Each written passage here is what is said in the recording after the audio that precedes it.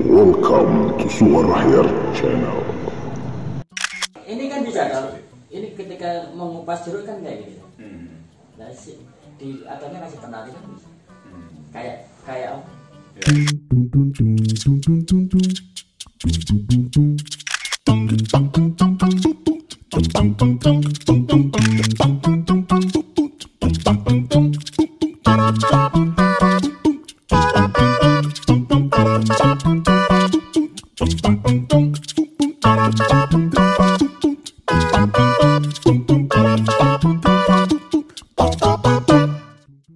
Ini setelah gambar cepat,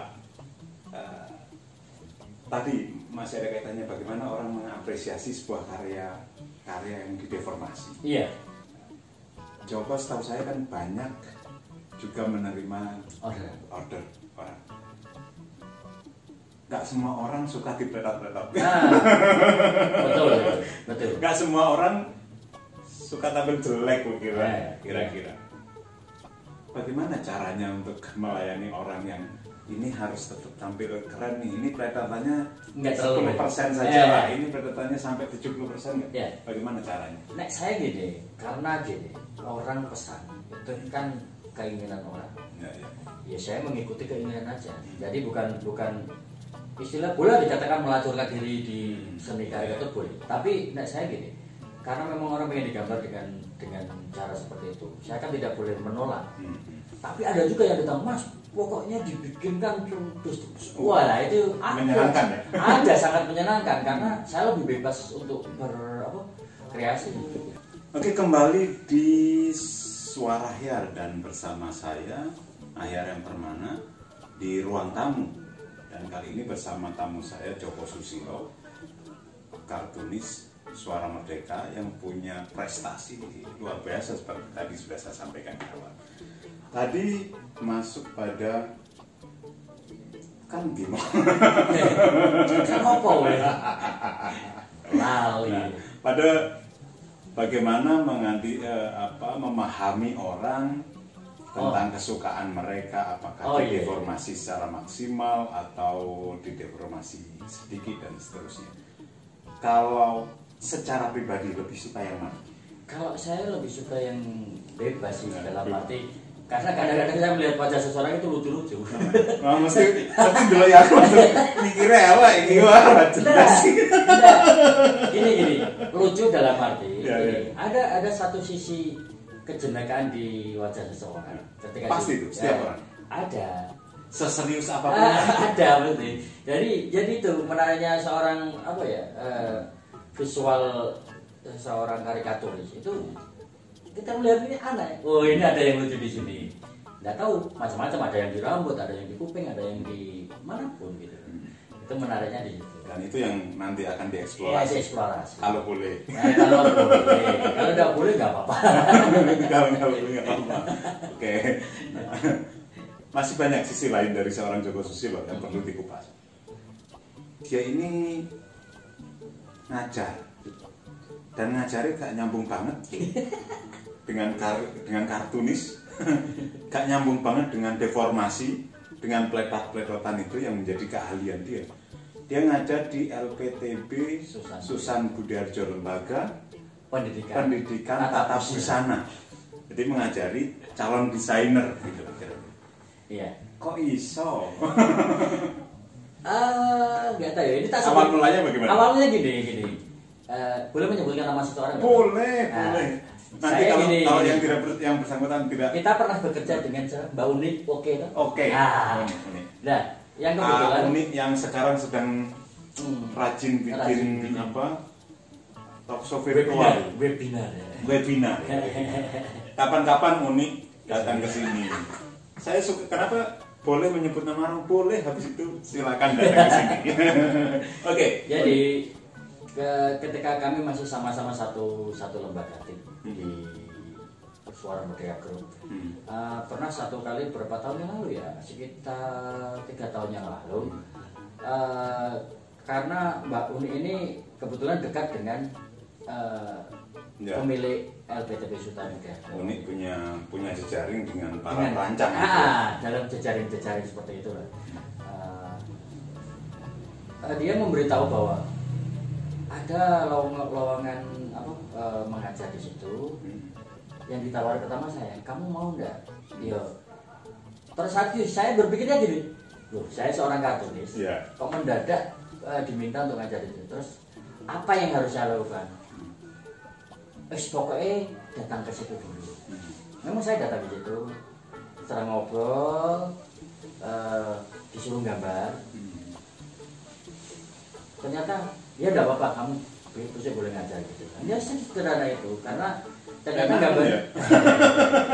gambarnya itu ternyata apa yang saya lakukan. Jadi saya bikin anatomis tubuh manusia aja dari kepala sampai kaki, ukuran seberapa ya. Seperti itu sebenarnya. Itu kan hal dasar yang harus dipelajari seorang tukang gambar.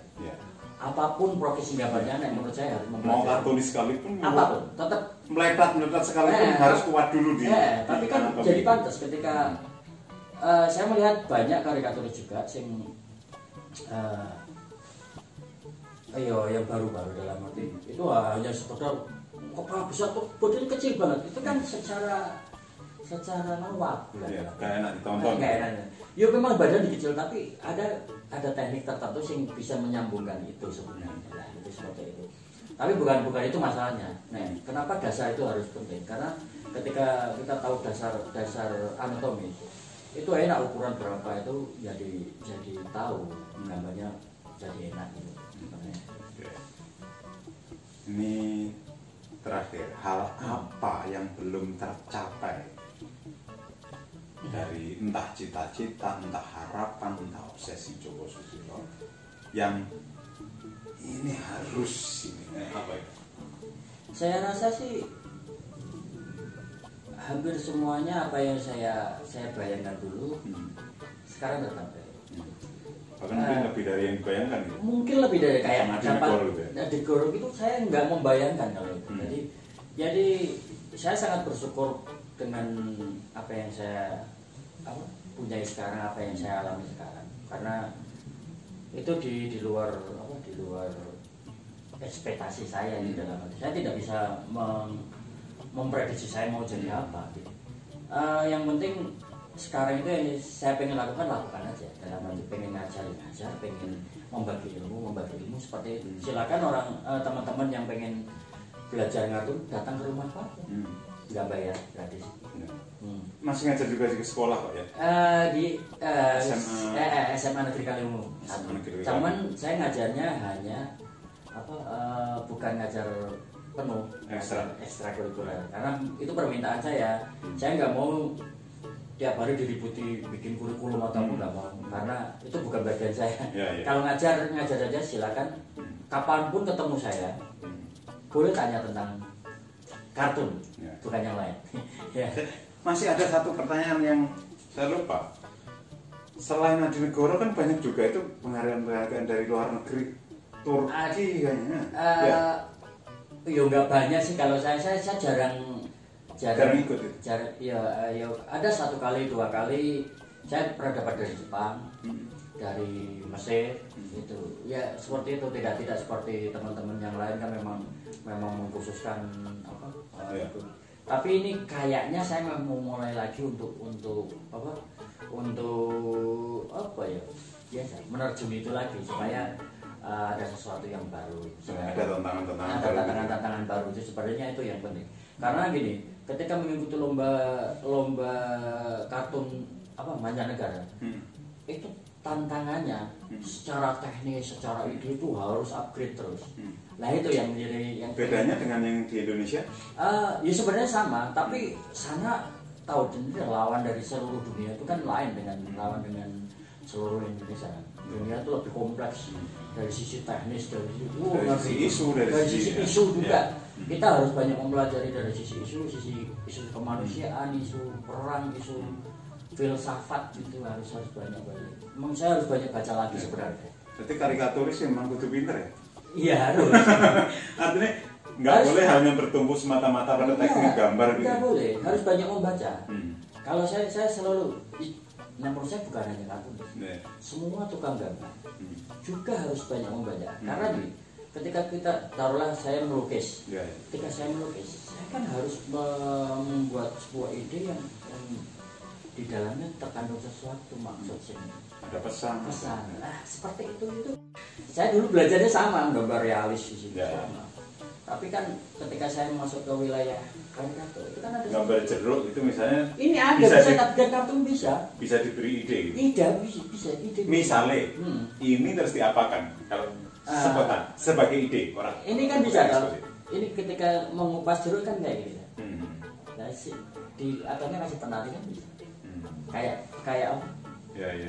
Kayak Jadi jadi daunnya surrealis gitu. ya kayak semacam itu kalau menurut saya. Saya tidak akan menyinggung genre yang lain. Ya. Tadi agak keterucut sorry. Orang pokok spontan. Tapi sebenarnya itu bukan. Kalau memang perlu didit, saya tit. Kayaknya iya. Karena gini, karena sangat beda antara orang yang suka menggambar.